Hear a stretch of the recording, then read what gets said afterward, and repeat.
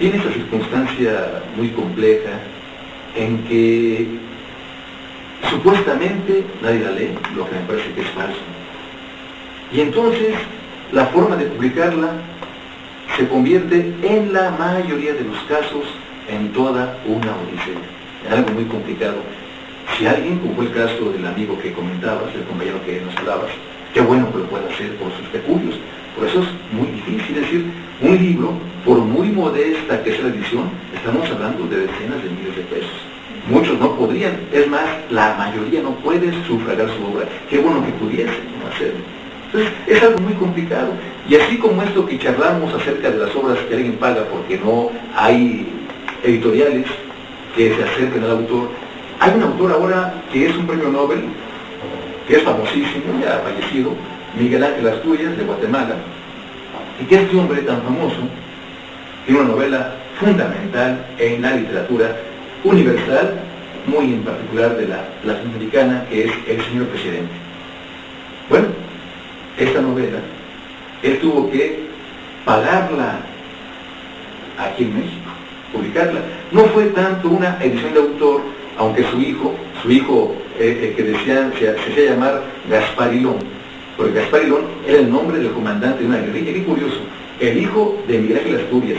Miguel Ángel Asturias fue servidor, trabajó en varios gobiernos dictatoriales de Guatemala, y su hijo, Gaspar Hilón, fue dirigente de una agrupación revolucionaria en Guatemala, ¿no? Y eso de Gaspar Hilón viene de Hilón, como tú sabes, igual los apreciables oyentes y videntes saben, Hilón es una definición homérica del gran autor Homero, que significa Troya, es decir, Hilón está vinculada con Troya. Entonces hay una definición ahí histórica muy interesante que hizo el hijo de Miguel Ángel, cuyo nombre real era Rodrigo Asturias Amado. El caso es que esta obra la tuvo que pagar fuera de su país, siendo un hombre que además tenía elementos económicos más o menos sólidos, que adentro tenía relaciones. Él fue diputado en la etapa dictatorial de Jorge Ubico, luego tuvo cargos diplomáticos por Mendoza de Montenegro. Es decir, no era un hombre que uno pudiese definir en un lugar ajeno a las dictaduras, aunque él no fue un proclive, mucho menos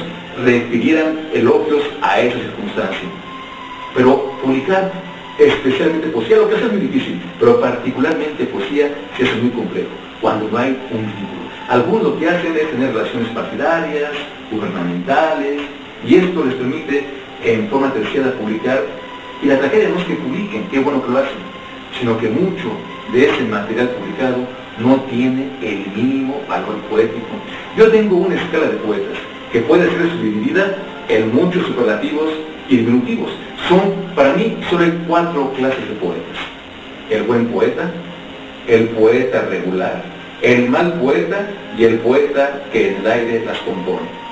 Entonces, de alguna manera, cuando hay poetas, en el caso cuarto, que en el puro aire las componen, y esos poetas, entrecomillados, tienen nexos políticos, económicos, empresariales, y empiezan a publicar, la tragedia no es que publiquen, sino que esas ediciones se les cierran a los auténticos poetas, al buen poeta. Porque un poeta regular también es un poeta, un mal poeta es un poeta.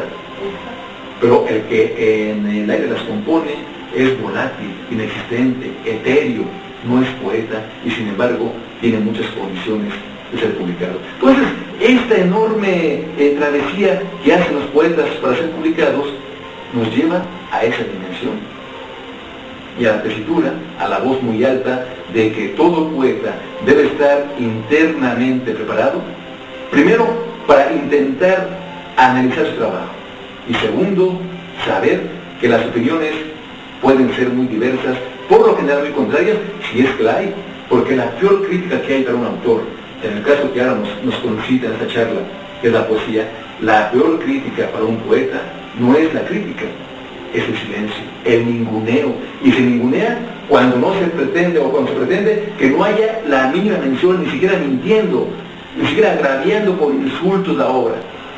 No existe, no está, no es. Y hay muchos poetas que vagan por los años buscando publicar, que intentan algún tipo de publicación, que no logran que sus obras inéditas que ellos engrapan sean leídas por nadie.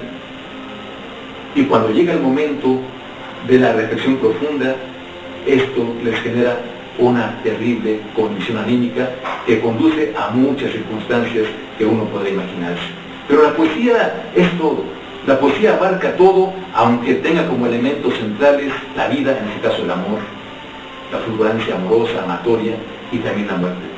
Y reitero, no la muerte como un elogio a los santuarios, no la muerte como una atracción al fin, sino la muerte como el complemento indispensable de la vida. Uno preguntaría, ¿qué ocurriría si existiera realmente la inmortalidad? ¿Qué pasaría si el llamado elixir de la juventud existiera y los años no pasaran? ¿Qué sería de aquel que no tiene la experiencia dolorosa, dramática de envejecer? Que es otra parte también fundamental de la vida. Hay que ser heroico, involuntario para llegar a viejo. Hay que tener los arrestos de decir, no he vivido, no tengo memorias. Estoy escribiendo aún mi vida y aún estoy escribiendo mis memorias. Y hay mucha gente de edad enorme, cuantiosa, que ha logrado en las partes más angulosas de su temporal íntimo obras fundamentales. José Revueltas tuvo una hermana, por ejemplo, Consuelo, y Consuelo a los 60 años descubrió un camino por la pintura, la llamada pintura naif, la pintura ingenua, que es una definición que habla de una pintura de calidad, cuando es hecha por artista de veras, donde los elementos tienen la apariencia de ser un rito de lo cotidiano, de lo que se puede ver, de lo que se plasma, de una manera aparentemente, reitero, sencilla. Y así como él, hay otros. Yo charlé alguna vez de un hombre, José Muñoz Jota, que conocí en términos de su obra por circunstancias fortuitas. Allá en las librerías antiguas de viejo me encontré libros de él, algunos de ellos eran reflexiones muy sintéticas y muy modestas acerca de episodios revolucionarios, alguna circunstancia de ensayo no muy grande, por cierto, en términos de creatividad.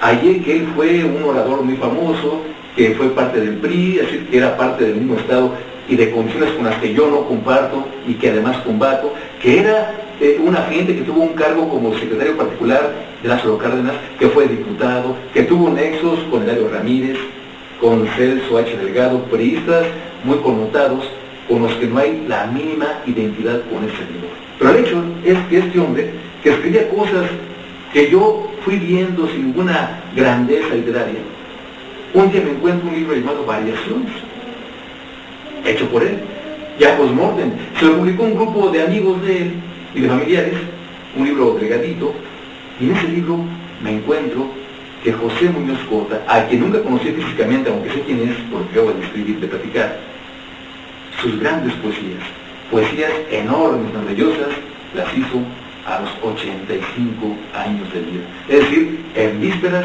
de su muerte.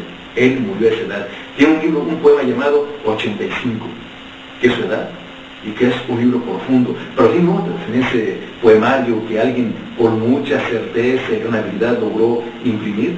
Tiene otras donde habla ya teniendo 80 años, 70 y tantos, y es cuando él creció. Es decir, José Muñoz Jota, de quien supe que escribió 140 libros, aunque yo leí de él unos 20. De los 20, ninguno creo que tenga ninguna calidad, excepto esa antología poética.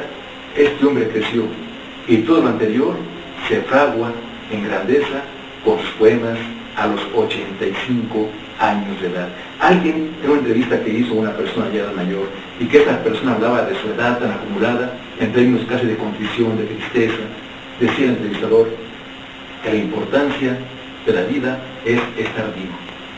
Mientras uno viva, y máxime cuando funciona el caletre, cuando las ideas aún fluyen, hay condiciones todavía para heredar, no a los íntimos, para heredar al mundo.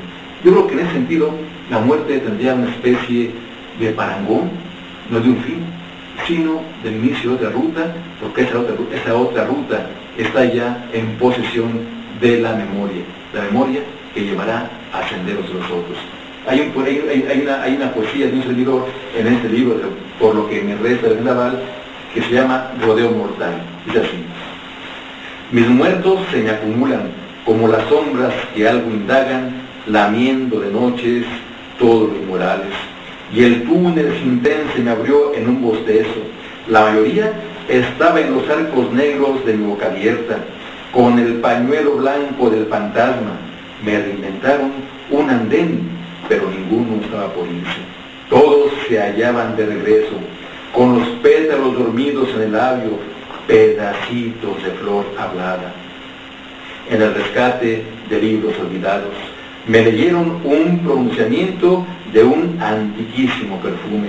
Un guitarrista, con las últimas cuerdas del silencio, me regaló un río envuelto en una palangana. Me lavé las manos oscuras de tanto esconderse en los bolsillos. Me lavé hasta que mis muertos me exprimieran la nostalgia para construirse un puerto. Me lavé el destino a fin de no percudir el tapiz que nadie ha pisado. Mis muertos, aquellos muertos, se me agolparon en un abrazo. No quisiera despertarme con el hueco gritar de la alborada. Creo yo que cuando se nos muere alguien tan vinculado a nuestro ser, este alguien tiene la connotación como espejismo de un vacío. Un huérfano no es huérfano, sino que carga la memoria intacta de su madre o de su padre. La orfandad es el elemento trágico que la mayoría de los seres humanos llevarán consigo. Pero hay algo peor que la orfandad: sobrevivir a los hijos. Entonces, yo creo que la vida es un avatar constante, cotidiano, burocrático, que yo hago la referencia en ese sentido de qué pasaría si la eternidad existiera. A lo mejor Dante, el que escribió aquella Divina Comedia, ya no llevaría a Virgilio a reconocer los fondos donde Satán tiene sus calderas, ni tampoco los cielos donde el algodón se come gratis, sino llevaría a la terrible circunstancia de la burocracia, de la vida rutinaria, del reciclaje de una y otra vez sin fin, sin el bálsamo de la muerte, sin el fin, que el fin es el comienzo de la memoria en la boca y en el pensamiento de los otros. ¿Qué opinas, compañera Mónica? Sí, efectivamente es muy complejo. Bueno, esto de la poesía. A mí lo que me viene, todo lo que estás comentando es muy interesante. Me viene la pregunta que le hacemos le han hecho a algunos de los escritores. ¿Tú has tenido ese problema que han tenido los que se dedican a escribir? Tener que tocar puertas, o de alguna manera, ¿qué es lo que te ha ayudado a que tus libros, tus poesías en este caso de escribir, te ha ayudado o quién te ayudó a publicar